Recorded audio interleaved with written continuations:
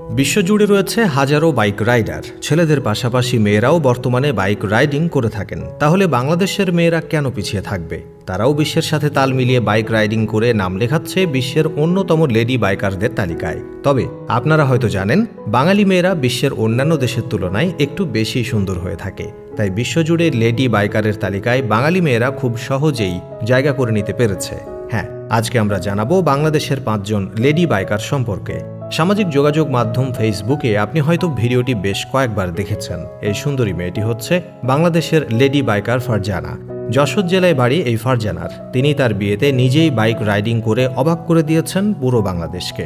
তিনি বলেন, bike riding আমার কাছে বেশ ভালো লাগে, আর আমার নিজের একটা বাইকও আছে, যেটা কিনা আমি মাঝে মধ্যে রাইডিং করে থাকি।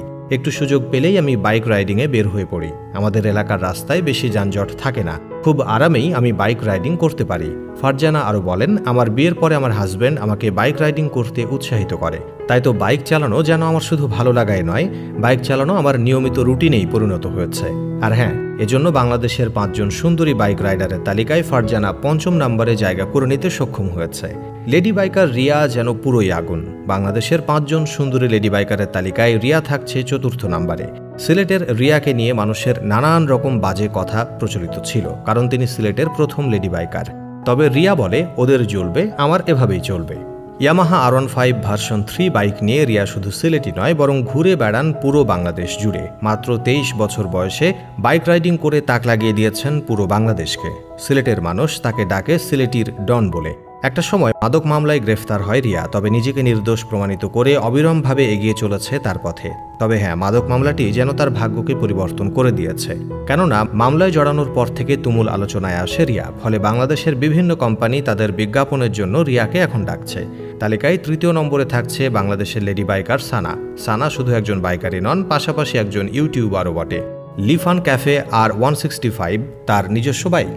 জানিয়ে সানা বাংলাদেশের বিভিন্ন জেলায় ঘুরে বেড়ান। তার পুরো নাম হচ্ছে কবিতা সানা। সানা তার ইউটিউব চ্যানেলে নিয়মিত বাইক রাইডিংয়ের বিষয়ে ভিডিও আপলোড করে থাকে। তালিকার 2য় নম্বরে থাকছে বাংলাদেশের সবচেয়ে কিউট এবং সুন্দরী lady biker Deepa. Honda CBR Repsol bike নিয়ে দীপা বাংলাদেশের বিভিন্ন জেলায় ঘুরে বেড়ায়। দীপা বলে, বাইক রাইডিং আমার শখ নয়, শুধুমাত্র ভালোবাসার জায়গা থেকেই আমি বাইক রাইডিং করে থাকি। তাছাড়া ভ্রমণ আমার খুব বেশি প্রিয়, তাই সাথে একটা বাইক থাকলে আর কি লাগে। ইতোমধ্যেই দীপা বাংলাদেশের প্রায় সব জেলাতেই ভ্রমণ করে ফেলেছে, আর বাকি থাকলেও হাতে গোনা মাত্র কয়েকটি জেলা থাকতে পারে। তালিকার 1 নম্বরে কে রয়েছে তা নিশ্চয়ই আপনারা বুঝে গিয়েছেন। তালিকার 1 নম্বরে থাকছে সুন্দরী লেডি বাইকার জান্নাতুল নাইম এভরিল।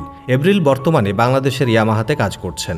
এভরিলের হাত ধরে বাংলাদেশে লেডি বাইক রাইডিং শুরু হয়েছে, আর এজন্য তাকে লেডি বাইকারের কিংবদন্তিও বলা হয়। বাংলাদেশে যত লেডি বাইকার আছে তাদের একমাত্র আইকন এই লেডি বাইকার।